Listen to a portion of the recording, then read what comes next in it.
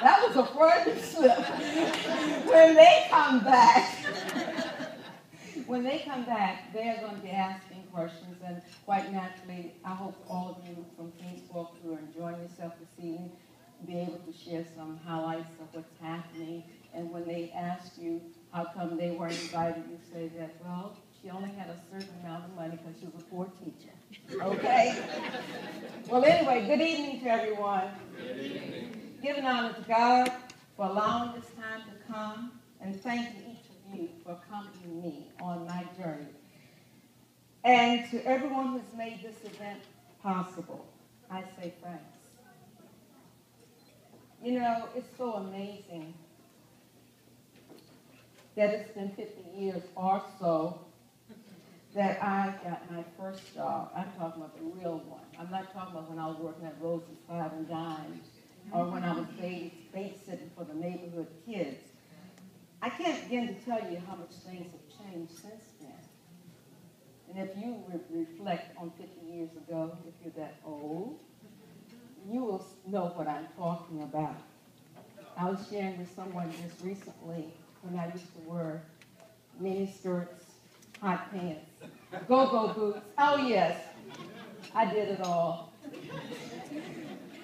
But anyway, I'm just beginning to hit my stride in this whole thing called work, you know? And look at me now. I got to retire. Oh, my goodness. Just kidding. I'm looking forward to retirement, okay? But laying all jokes aside, I want to get real serious with you because I think most of you know that I do have a deep spiritual relationship with God. And as Miss Boone often hear me say from day to day, if the Lord says so. I was sitting in church, and I began contemplating about this thing called retirement. And somehow I realized, as I often do, when the Lord speaks to you, you know when he's talking to you. Nobody has to tell you. I realized he's speaking directly to me on this particular Sunday. The minister was preaching from the book of Ecclesiastes. And I'm quite sure all of you know how that goes. To everything there is a season. But most of the time, that's at a funeral, right? We ain't having no funerals here tonight, okay? I'm still alive, very much alive, and kicking. But while I listened to those words, and I'm going to translate from man to woman and a lot of things, or from him to her, and I want you to understand me clearly when I say it. Somewhere in the third chapter of Ecclesiastes, the meaning became very clear to me because it says that man, and I say woman, should eat, drink, and enjoy the good of her labor. And finally, God got my attention because he said it is, speaking of labor, a gift from God. And I said, wow, you've been blessing me all these years with your gift. I thank you for it. And then I began to think, you know, you can't beat that no matter how you try. You cannot beat that vision. I mean, for that very moment, I don't remember too much else what the preacher was saying, but I knew that God was talking to me, and he and I had this little conversation going on. But I want you to know that right now, I'm looking forward to starting my new life. Thank you, Elaine.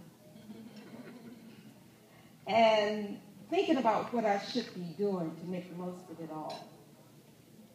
Just precisely what that's going to be, I don't know yet. There's no need for me to try to fool any of you and talk about travel and whatever.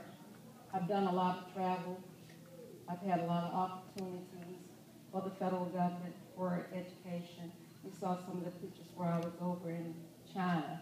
I mean, a little black girl like me never thought that she would have the opportunity to have some of the experiences that I've had. I mean, because, like I said, God has been good, and he has propelled me in directions I never dreamed of.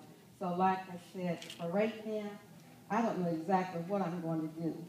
But lastly, I leave you with this thought. There is only ever one of each one of us. One Carolyn, one Katie, one Deborah, and my list could go on and on. But be reminded that we're all unique. We are neither better nor less than anybody else, but rather the best and the least of ourselves. I'm going to work on finding the best of me. It has been an exciting journey so far, and thank you all for being my traveling companions, along with a large and important part of my life. And I'm forever grateful for the stimulating company and the huge collection of shared experiences and memories that have been indelibly printed on my mind. Thank you, and have a happy holiday.